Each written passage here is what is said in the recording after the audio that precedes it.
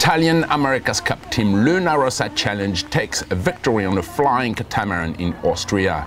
You're watching the Sailing Updates Destopnews. Welcome to the office. The final day starts just as expected with ultralight conditions on the beautiful Lake Tromsø. However, the afternoon breeze comes in with a bang, quickly reaching 13 knots and providing near-perfect conditions for the championship's final races. The two America's Cup teams, Oracle and Luna Rossa, are going head-to-head for the overall title.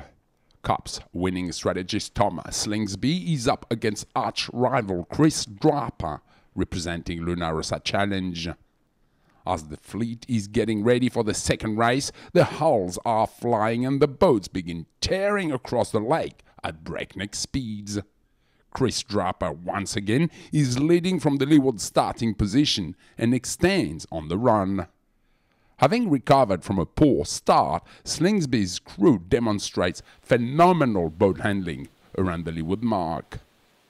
The Australian ace would nearly catch Draper on the beat, but not quite. Oracle Racing, skippered by Tom Slingsby, ends up in second place. Yeah, unfortunately we didn't get the win today, but Luna Rossa were definitely the best team. They had a bit more time in the boats and it showed. They were just clean around the course, better starts, and today starts with a difference. Chris got away better than us and yeah, he got the win comfortably. The Sardinia-based America's Cup team takes their 10th victory of the week, claiming the first ever foiling GC32 Championships as title. Just stoked to be racing again. The last cup was tough, you know, the whole way through it. We knew we were behind, and we did a great job with the AC World Series, and it was just a little bit frustrating, the cup in itself. And it's nice to be racing. It was nice to be racing on a level playing field, and it's nice to be showing what we can do. And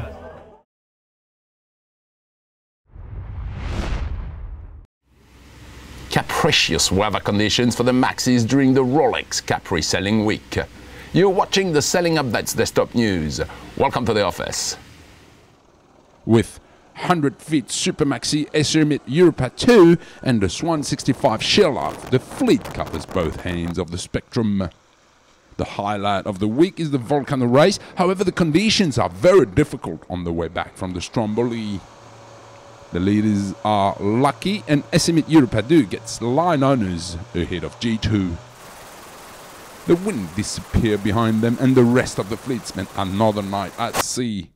Lupa of London will remember the 9 hours completely parked in front of the Stromboli. Following 2 days of virtually no wind in Capri, the weather god gives a nice break to the competitors. The next race looks like a perfect trip for tourists. The world of sailing in 2 minutes flat is next.